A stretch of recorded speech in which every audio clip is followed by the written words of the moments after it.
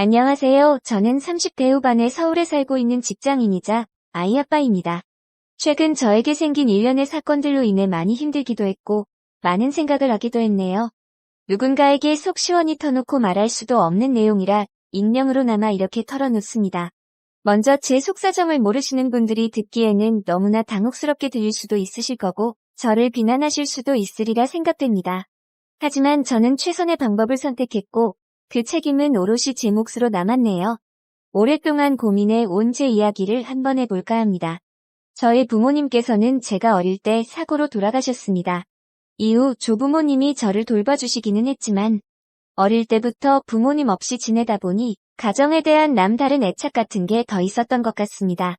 막연하게 빨리 가정을 꾸리고 싶다는 생각을 했지만 조부모님까지 돌아가신 이후로 혼자 살아야만 했던 저는 평범한 가정에서 자란 사람들과 달리 주변에 아무런 도움도 받을 수 없었죠.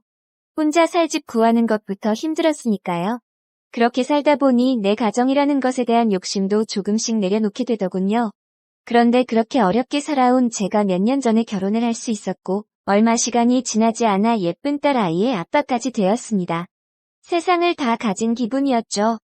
저와 12살 차이가 나는 아내는 해외여행 중에 처음 만났습니다. 요즘이야 자유여행이 유행이지만 낯선 외국 자유여행이 자신 없었던 저는 여행사의 관광상품을 통해 여러 명이 같이 여행을 한 것이었는데 그곳에서 만난 그녀는 친구와 함께 왔더군요. 대부분의 사람들은 중년의 아주머니들과 아저씨들이었고 저는 일행이 없고 그녀와 친구는 단 둘뿐이라 가이드를 따라다니는 여행을 하며 자연스레 저를 챙겨주던 그녀들과 이곳 저곳의 관광지에서 대부분 셋이 함께 어울리게 되었습니다. 그때까지만 해도 그녀와 그녀의 친구는 저보다 한참 어린 동생이라서 귀엽기만 보았죠. 여행이 끝나고 다들 각자의 일상으로 돌아왔지만 그 5박 6일 사이에 정이 들었는지 그녀와 저는 계속 연락을 이어가게 되었고 별다른 진전 없이 지지부진한 만남만 이어오던 어느 날 결국 그녀는 참지 못하고 저에게 말을 했습니다. 오빠, 이럴 때는 우리 사귀자. 하면 되는 거예요. 도대체 썸만 몇 달을 타는 거야? 그렇게 그녀의 고백으로 우리는 연인이 되었죠. 솔직히 말씀드리면 제가 그 이전에는 여자 경험이 별로 없고 오로지 일에만 집중해 온 터라 연애에는 숙맥이었습니다. 하지만 저의 나이답지 않은 소극적인 태도에도 불구하고 그녀는 적극적으로 대시를 했고 저도 그런 그녀에게 매력을 느끼게 되었습니다. 사실 연애를 하면서도 관계의 리드는 그녀가 다 했네요. 어느 장소에 가고 어떤 지역에 있는 맛집을 가고 한복을 입고 고궁에 놀러가는 이벤트를 하는 등 생각도 못 해본 데이트를 즐길 수 있었죠. 사실 저는 그냥 따라만 다닌 것 같습니다. 심지어 프로포즈조차도 처음 만났을 때 먼저 말을 걸어준 것처럼 그녀가 먼저 했으니 말 다 했죠. 오빠는 나랑 결혼 안 할 거예요? 이렇게 이쁘고 귀여운 내가 오빠랑 결혼이 하고 싶다는데 그녀와 몇 달 동안 연애를 하며 저 역시 그녀와 가정을 꾸리고 싶다는 생각을 하기는 했죠. 하지만 12살이라는 나이 차이가 항상 제 발목을 잡더군요. 아직 그녀는 하고 싶은 것고 할 일도 많을 나이인데 저 같은 늑다리 아저씨가 데려간다는 것이 미안하게 느껴졌습니다. 하지만 한편으로는 이렇게나 착하고 똑똑한 여자가 먼저 적극적으로 저를 좋다고 하는데 당연히 기분이 좋았죠. 이런저런 생각으로 고민만 하는 저에게 그녀는 몇 번이고 결혼을 하자고 했고 결국 우리는 연애한 지 1년도 되지 않아 결혼 준비를 하게 되었네요. 혼전 임신이나 그런 이유는 아니었습니다. 여자친구는 저보다 나이는 훨씬 어리지만 결혼관이 확고하게 잡혀 있었고 아빠 없이 자라서 그런지 그 누구보다 빨리 결혼을 해 안정적인 가정을 꾸리고 싶어 했습니다. 물론 저 역시 같은 생각이었기에 그녀의 결혼 제안에 나이 차이에 대한 걱정은 묻어두고 결혼을 진행하게 되었죠. 이후 여자친구의 집에 인사를 드리러 간 날 저는 처음으로 장모님을 뵙게 되었습니다. 사실 여자친구는 아버지가 안 계십니다. 여자친구가 아주 어릴 때 돌아가셨다고 들었죠. 그래서 여자친구는 아버지의 얼굴조차 모른다고 했습니다. 그래서 그동안 혼자서 딸을 키우셨을 장모님을 생각해서 홍삼 선물 세트와 과일 바구니를 들고 인사를 갔죠. 한우도 사가려고 했는데 장모님이 고기를 즐기지 않는다고 하더군요. 그리고 장모님을 처음 뵌 순간 저는 충격을 받았습니다. 어머님이라고 호칭을 부르기조차 민망할 정도로 너무나도 젊고 청초하신 느낌의 여성분이셨으니까요. 제가 상상했던 어머니의 모습과는 너무도 달라서 전 잠시 어버버했던 것 같네요. 뭘 그렇게 놀라 내가 엄마 젊다고 했잖아. 아, 죄송합니다. 당황한 표정이 그대로 얼굴에 드러났는지 여자친구가 제 옆구리를 쿡 찌르며 말했습니다. 물론 장모님께서는 이른 나이에 여자친구를 낳으셨다는 이야기는 익히 들어 알고는 있었으나 실제로 뵈니 당황스러울 정도로 젊으시더군요. 함께 식사하는 내내 장모님의 나이가 가늠이 안 될 정도였으니까요. 머릿속으로 장모님의 나이를 계산하는데 정신이 팔려 무슨 음식을 어떻게 먹었는지 기억이 안 날 정도입니다. 그날 장모님과의 첫 만남을 마치고 집에 와서 아내와 통화를 했죠. 많이 놀랐어. 솔직히 좀 놀라긴 했지. 말만 들었지. 그렇게 젊으실 줄은 상상도 못했어. 사실 엄마가 나를 18살에 낳았어. 미혼모였고 미리 말하려고 했는데 역시 입이 안 떨어지더라고. 엄마 잘못이 아닌데 아무래도 일반적인 사람들이 보는 시선이 좋지는 않으니까. 그날 통화를 하며 알게 된 사실이지만 장모님께서는 고등학교 졸업도 하시기 전에 여자친구를 낳으셨다고 합니다. 그리고 장인어른은 사실은 돌아가신 것이 아니라 아이를 가진 장모님을 버리고 도망가 버린 것이라 하더군요. 당시 20살이었던 여자친구의 아버지는 장모님이 임신을 했다고 알리자마자 바로 군대를 핑계로 슬그머니 연락을 끊고 사라졌다 합니다. 이후 장모님께서는 부모님의 도움을 받아 출산을 했고 그런 놈은 잊고 살라는 부모님의 권유에 따라 그 남자는 죽었다. 생각하고 절대 찾을 생각도 없이 혼자 제 여자친구를 키우신 거죠. 이후 다른 남자 또한 단 한 명도 만나지 않고 오로지 아이만 키우며 살아오셨다고 해요. 그나마 여자친구의 외가집이 부유한 편이라서 다행히 두 모녀는 경제적으로는 고생하지 않고 생활할 수 있었던 것 같습니다. 아주 어릴 때는 외삼촌이 아빠인 줄 알았어. 하며 웃는 아내가 외갓집에서 얼마나 많은 사랑을 받고 자랐는지 예상이 되더군요. 저 역시 조부모님의 도움으로 성장했지만 제가 자란 환경과 전혀 다른 분위기였다는 것이 느껴졌습니다. 언제나 긍정적이고 밝고 매사 심플하기까지 한 아내 덕분에 저는 언제나 마음이 편했고 나이는 어려도 이 사람은 인생을 함께할 좋은 배우자라고 생각했습니다. 사실 여자친구와 헤어질 생각이 들지는 않았습니다. 막연하게 무언가 과연 이게 맞는 건가 하는 생각이 들 뿐이었죠. 물론 제가 그 상황에서 시간을 끌은 점은 저의 미숙한 부분이었고 어리석은 행동이었습니다. 하지만 그 당시에는 제가 느끼는 혼란을 그 누구에게도 말하기조차 힘들더군요. 그런 저의 행동에 여자친구는 더욱 답답하고 힘들었을 테죠. 하지만 저의 불분명한 태도에도 더 이상 보채지 않고 기다려주더군요. 그런 여자친구에게 더욱 미안한 마음이 들었습니다. 그렇게 장모님께 인사를 드린 후 3달 정도 아무런 진전 없이 지내고 있던 어느 날 장모님께서는 자신의 특별한 가정사 때문에 이 결혼이 멈췄다고 생각을 하셨는지 저에게 따로 연락을 해 만나자고 하시더군요. 그렇게 따로 만난 자리에서 장모님은 저에게 말씀하셨습니다. 나 자신과 내 딸의 인생은 완전히 별개라는 걸 알아둬요. 우리 딸은 정말 독립적인 아이죠. 나 역시 사위 될 사람과 내 나이가 5살 밖에 차이 나지 않는다는 것이 쉽지는 않아요. 장모로서 사위를 편하게 대하는 것도 쉽지 않고 다른 사람의 구설에 오르내릴 수 있다는 생각도 했어요. 하지만 나도 노력하는 중이에요. 그리고 두 사람이 결혼한 후에는 둘만의 가정을 만들어서 행복하게 살면 되는 거죠. 그러니 나에 대한 어떤 생각도 딸아이와의 결혼을 결정하는 데 영향을 미치지 않았으면 좋겠네요. 그리고 두 사람이 확실하게 결혼을 결정하고 나면 나 역시 사위를 편하게 대할 거예요. 말도 놓을 거고요. 두 사람의 결혼에 나를 넣지 말고 생각하길 바래요. 정말 온화하고 부드럽게 말씀하셨지만 그 말씀 안에는 단호함과 신뢰가 가는 카리스마가 있었습니다. 장모님의 말씀은 한마디로 본인의 존재가 저희 결혼 생활에 불편할 수 있으니 결혼 후에는 저희와 거리를 두고 살아가겠다는 뜻이었죠. 전 장모님의 말씀을 듣고 딸에게 혹여 피해를 끼칠까 하며 걱정하시는 마음을 느낄 수 있었습니다. 장모님과의 만남 이후 제 마음에 불편했던 마음을 내려놓을 수 있게 되었고 마침내 저희는 결혼을 하게 되었습니다. 장모님의 도움을 받아 신도시의 아파트를 분양받을 수 있었고 몇 년 뒤 그 집이 완공될 때까지는 일단 제가 살던 투룸 빌라에서 신혼살림을 차리게 되었죠. 그렇게 우여곡절 끝에 행복한 결혼 생활이 시작되었고 아내의 바람대로 결혼하자마자 임신을 하게 되었죠. 아내의 소원은 단란한 가족의 생활이었습니다. 그리고 아내는 무사히 건강하고 예쁜 딸 아이를 출산했습니다. 안녕하세요. 저는 30대 후반 아이가 태어나니 현재 지내고 있는 집이 좁게 느껴지기는 했지만 얼마 후면 새 아파트가 완공될 예정이었기에 우리는 마냥 행복하기만 했습니다. 그런데 사람이 뭔가 마음이 불편하고 내키지 않을 때는 다 그럴 만한 이유가 있는 것일까요? 행복한 생활에 빠져있기도 잠시, 우리 가정은 한순간에 산산이 부서지고 말았습니다. 혼자 아이를 돌보며 손목에 무리가 온 아내가 하루는 저에게 아이를 맡기고 병원에 다녀오던 중 음주운전자가 낸 교통사고를 당하게 된 것이죠. 사고 직후 화재까지 일어난 큰 사고였기에 아내는 손써볼 틈도 없이 그 자리에서 사망하고 말았습니다. 그렇게 사랑스러운 제 아내는 이제 둘도 되지 않은 딸아이만 남겨둔 채하늘 나라로 가고 말았고 저는 아무것도 할 수 없었죠. 아내의 갑작스러운 죽음은 저에게도 감당할 수 없는 큰 충격이었기 때문입니다. 어떤 정신으로 장례를 치렀는지조차 모르겠네요. 사망사고를 낸 음주운전자는 실형을 살게 되었고 보험금도 나왔지만 그것으로 저와 딸 아이의 충격까지 보상받을 수 있는 것은 아니었습니다. 그나마 한 가지 다행인 것은 딸이 아직 아기여서 엄마의 죽음을 인지할 수 없는 것이었죠. 하지만 제가 할 수 있는 것은 아직 젖도 떼지 못한 딸을 안고 우는 것밖에 없었습니다. 이 모든 것이 다 제 탓이라는 자책감에 너무 괴롭기만 할 뿐이었죠.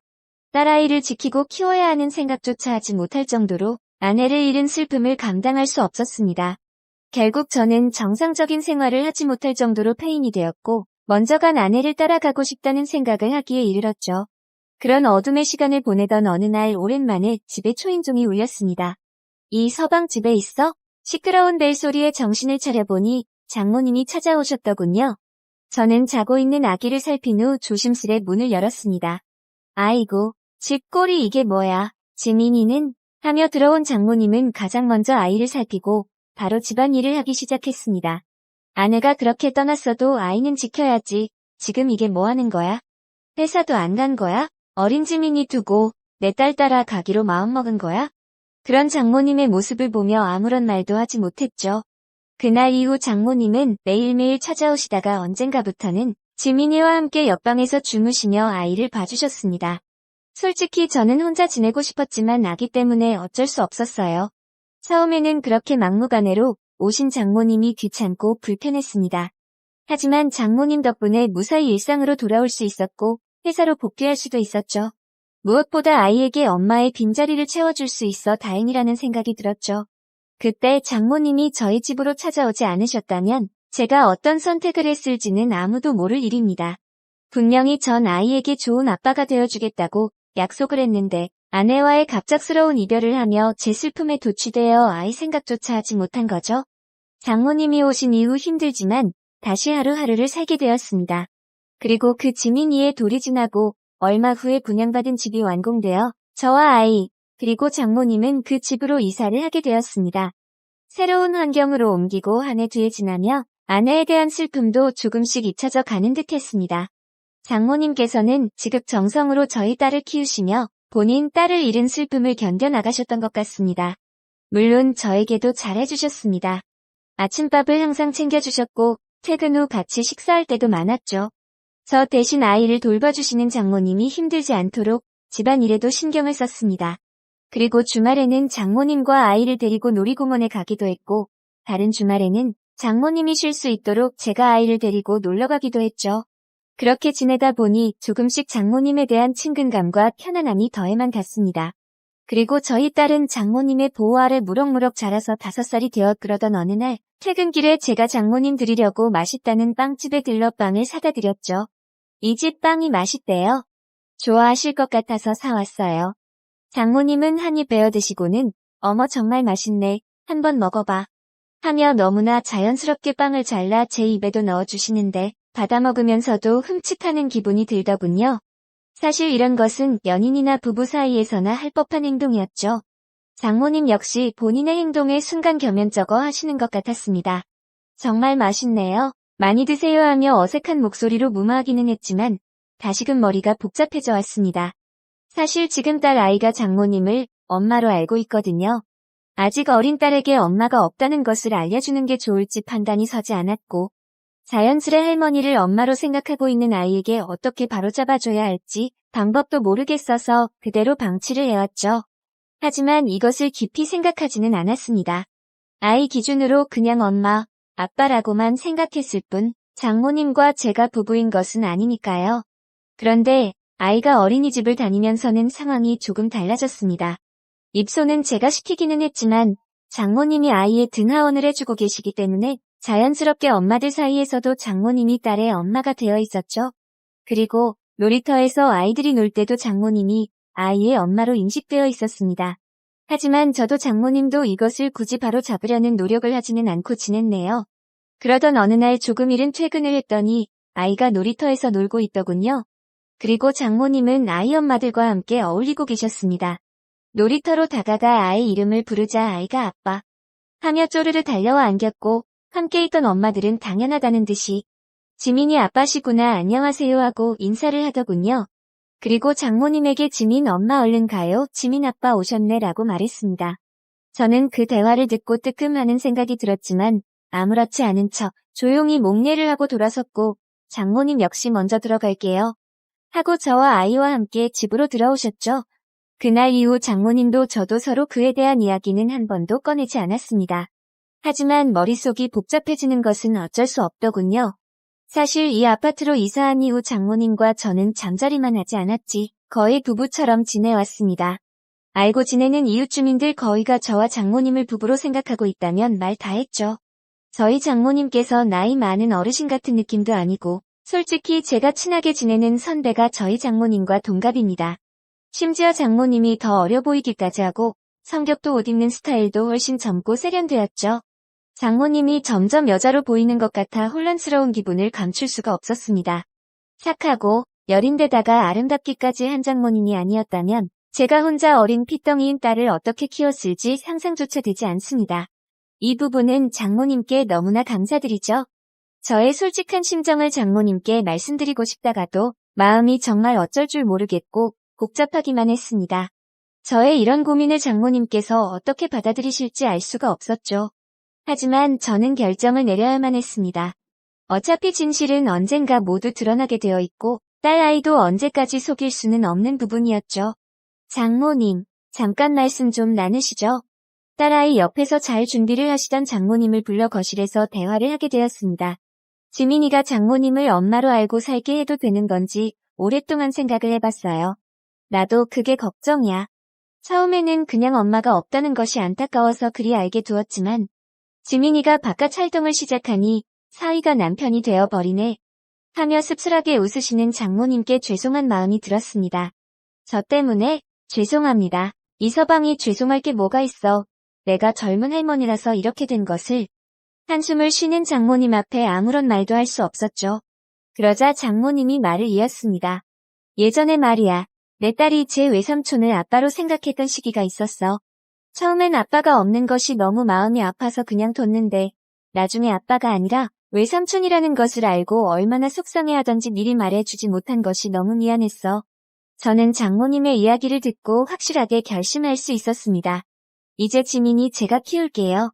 아이가 더 큰 혼란을 겪지 않으려면 제가 키우는 것이 최선의 방법인 것 같습니다. 사실 아이 핑계를 대기는 했지만 솔직히 말해서 저는 이미 장모님을 여자로 좋아하고 있다는 것을 깨달았죠. 이대로 지내다 가는 더 이상 제 감정을 감당할 수 없을 것 같았습니다. 이런 제 마음을 이미 알고 있기라도 하신 듯 장모님이 말을 이었습니다. 세상에는 되는 관계가 있고 안 되는 관계가 있어. 그렇지. 나도 이서방에게 참 고마운 마음을 가질 수 있을 것 같아. 하늘로 간 딸에게도 손녀에게도 좋은 할머니로 남게 해줘서 정말로 고마워. 정말로. 그렇게 장모님은 저희 집에서 나가셨습니다. 다시 본인이 살던 집으로 돌아가신 거죠. 물론 아이는 갑자기 엄마가 없어진 것을 받아들이지 못했습니다. 한참을 힘들어 하더군요. 저는 그런 아이가 저와의 생활에 적응할 수 있도록 회사에 1년간 육아휴직을 신청했습니다. 그리고 아이를 위해 열심히 노력하고 있죠. 이후 장모님께 간혹 아이 사진과 동영상을 보내드리기는 하지만 아직 찾아뵙지는 않고 있습니다. 장모님이 이 집을 나가시면서 아이가 장모님을 보면 이제 알아볼 수 있으니 제가 재혼해서 제대로 엄마를 인식하기 전까지는 서로 보지 말자고 당부하셨거든요. 물론 저 역시 아직 장모님과 보낸 그 시간이 너무나 그립습니다. 하지만 장모님 말씀대로 저와 장모님은 안 되는 관계이니 이대로 접을 수밖에 없겠죠.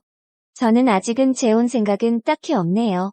나중에 시간이 지나면 제 생각이 어떻게 바뀔지는 모르겠지만 지금은 딸아이를 위해 최선을 다하며 살아가 보려 합니다. 제 이야기를 들으신 누군가는 저를 정신나간 놈이라고 비난할 수도 있다고 생각합니다. 그래서 주변 지인에게 이런 이야기를 털어놓을 수 없는 것이 사실이었죠. 그래도 이렇게 익명으로나마 털어놓을 수 있다니 조금 후련한 기분도 드네요. 저의 조금은 부끄러운 심정을 담은 이야기를 읽어주신 분들, 여러분의 가정에 행복만이 가득하시고 좋은 추억 많이 만드시길 기원합니다. 지금까지 제 이야기를 들어주셔서 고맙습니다. 아이가 태어나니 현재 지내고 있는 기업이자